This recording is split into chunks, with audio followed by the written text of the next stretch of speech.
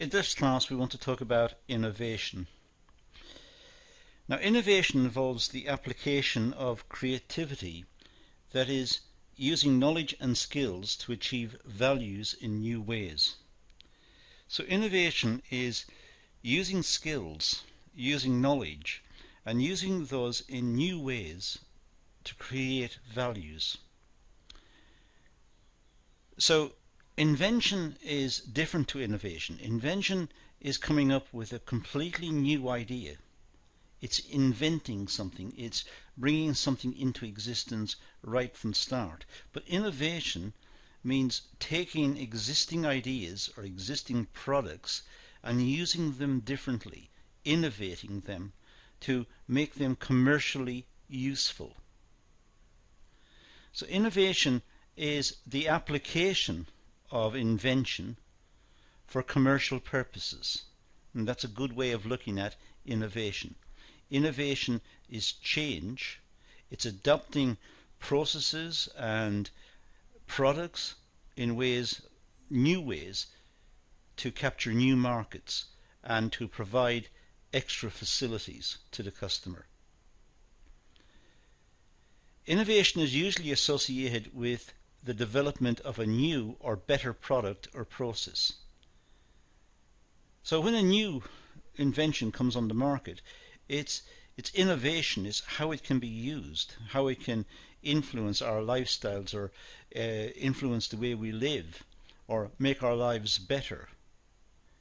So a desirable product enhances our standard of living, our way of life. And innovation is adopting ideas to make them available to us.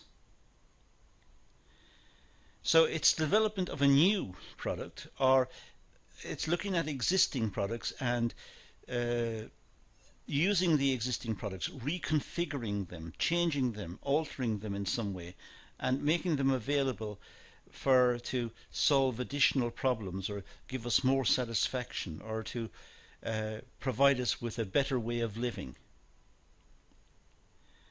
It can be many things. For example, substitution of cheaper materials in an existing product, or a better way of marketing an existing product or service. We can innovate in many ways. We can innovate in teaching by using different technologies in the classroom. We could innovate a particular process in teaching children how to use phonetics rather than A, B's and C's. It's an innovation. It's a new way of doing something. But we have innovations all the time, not just in education. We have it in health and in our daily work, in the office, our communication systems. All the time we're exposed to new innovations. And this is why we have the standard of living we have. This is why we live the way we do, because we like the innovations, and through the market mechanism we in a sense vote for them by buying those innovations. And that's what drives the innovation process. Innovators want to make improvements, want to gain market advantage through the changes they bring about, and we as customers vote for those by buying them. We're saying to the innovator, well done, please make more. We want to buy those. And that's what the market mechanism does in a sense. We vote for the changes. In general, innovation is about doing things differently. But not just differently any old way, it's doing things differently that are successful. And what's successful is determined through market interactions. So successful products will survive. Simply doing things differently is only half the story. It is doing things differently, but it's doing things differently and successfully. That's the true sign of innovation. Those are the innovations that will succeed. Now, in order for innovation to be successful, it should be linked with customer demand through cost, price, quality, and so on.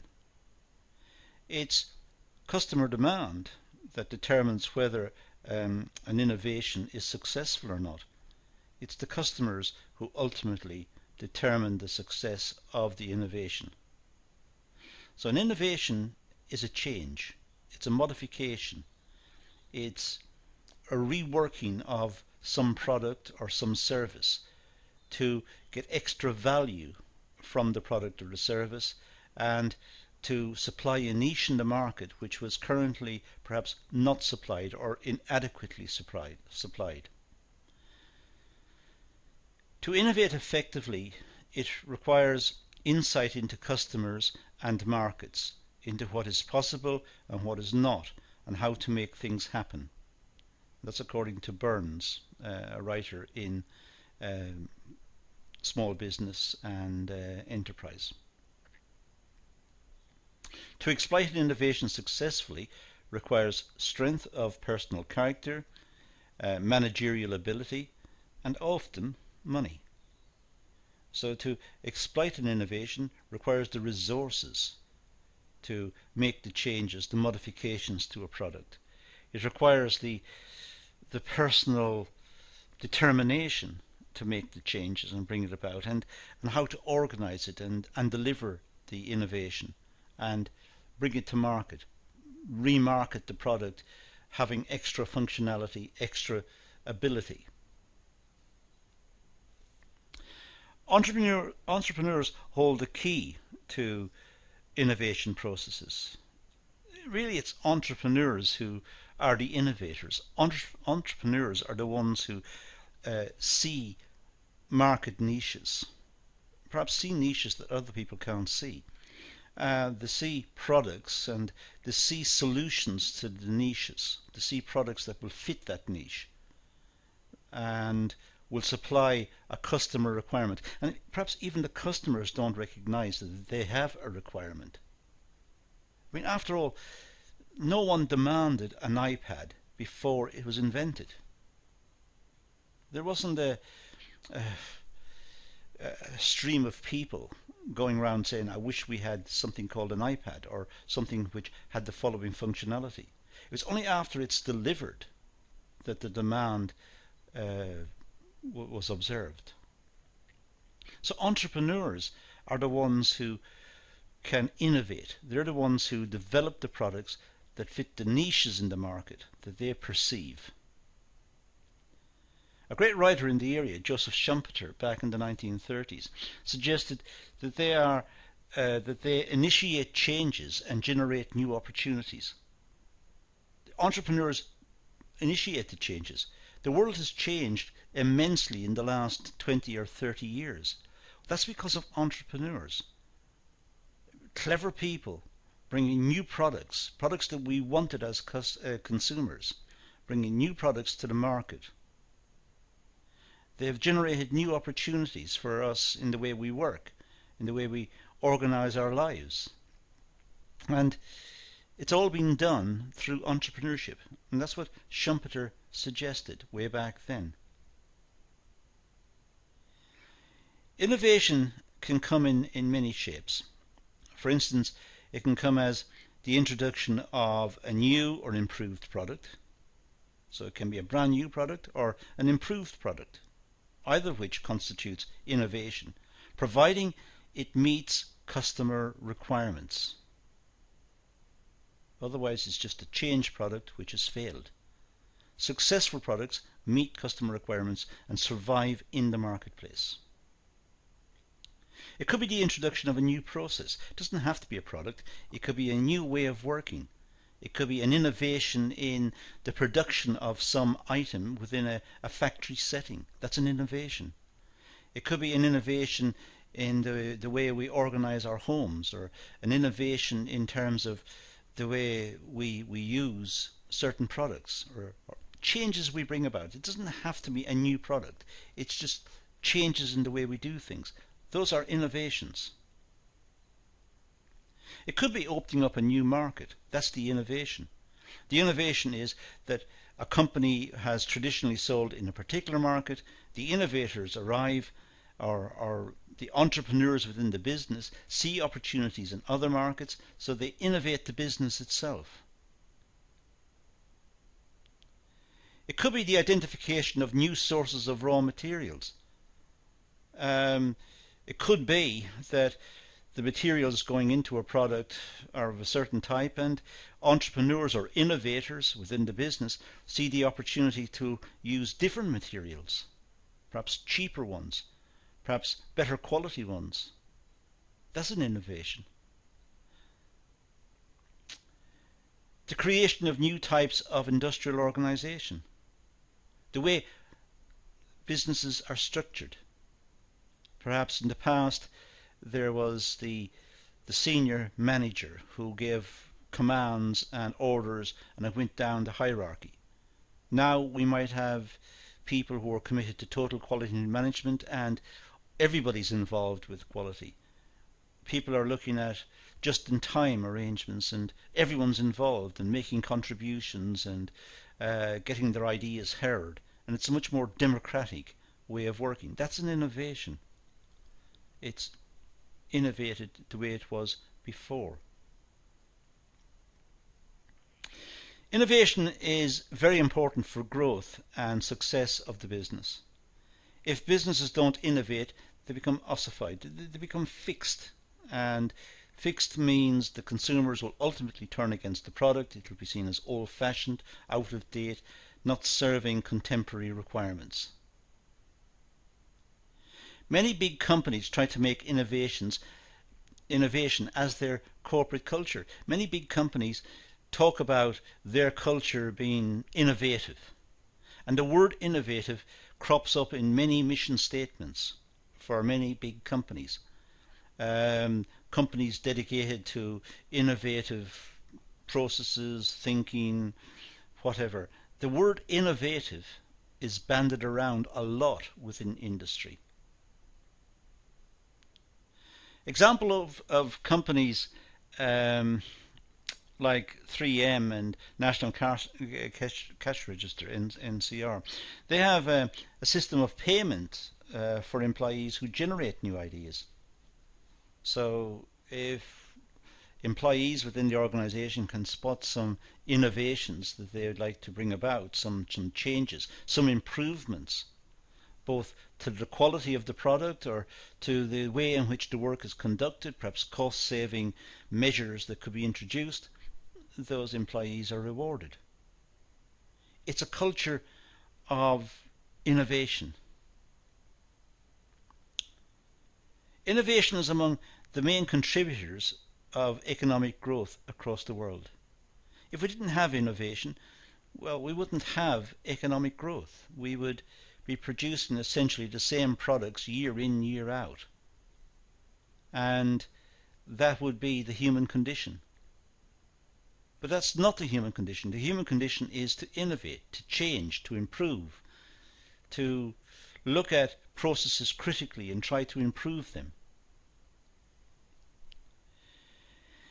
It generates employment opportunities and also helps businesses to achieve their competitiveness, to achieve their stance in the market, where they want to be in the market.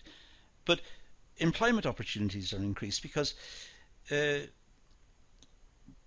students leaving universities and colleges with certain skill sets have more chances of being employed because there's a wide variety of tasks, new tasks to be completed. There was no demand for computer programmers 100 years ago. Now, students leaving universities with degrees in computing and in technology and so on are highly sought after. So that in itself tells about how different the world is and the impact that innovation has made on the world. An innovative idea for a product or service that has market potential should be protected from unauthorized use. Espionage is a big topic in industry. Companies trying to steal ideas from other companies. Hackers trying to break into computer systems to steal ideas. And it's international as well. Hackers from different countries trying to break into computer systems in other countries to steal ideas so that they can bring the product to market first and claim it as theirs. They're stealing innovations. Now, innovation protection can be applied in the following ways: by patenting, by registering a legal ownership of an idea. So it's the right, the exclusive rights to make, use or sell the innovation. This legal protection of the commercial, it's legal protection of the commercial idea. It's protecting the innovator. It's protecting the innovator's idea. It excludes others from making or using or offering for sale, importing or whatever, anything associated with the innovation. So it grants the innovators a period of time, a number of years, within which others cannot make that product or innovate in the same way. And that will give incentive to innovators to continue innovating, because they're going to reap good profits, what sometimes economists might call abnormal profits, big profits, in perhaps the first 7 years. And they're able to reap that profit. That's the reward for them for being the first. If they didn't have the reward, perhaps they would not innovate. It could be licensed. Sometimes ideas are licensed. It's when a patent owner grants a company permission to use the innovation or patents. Royalty fees are usually received in return for the permission. So it could be someone who's got a really good idea and has patented the idea, has protection for the idea, will go to companies and allow them to produce it. In return, the person receives perhaps a payment for every item produced. So it's produced under license. It could be copyrights. The inventor or the innovator may have exclusive legal rights that will protect the original work from being copied. So normally for written work, for books and for ideas written down, this type of innovation. So innovation can be protected. Unfortunately, there's also a big market globally in products which are imitations, and which are poor quality and destroy the reputation of the business. The world is not entirely made up of nice people. Some people will sell counterfeits. Some of the counterfeits may be dangerous or very low quality, and they're sold at a very small price. But what they're doing really is stealing the good name of the innovator, the person who has good quality, who came up with the idea first. So unfortunately, that does happen. There are some sources of ideas that I came across, but that's all we're going to talk about in the context of innovation. So thank you for watching.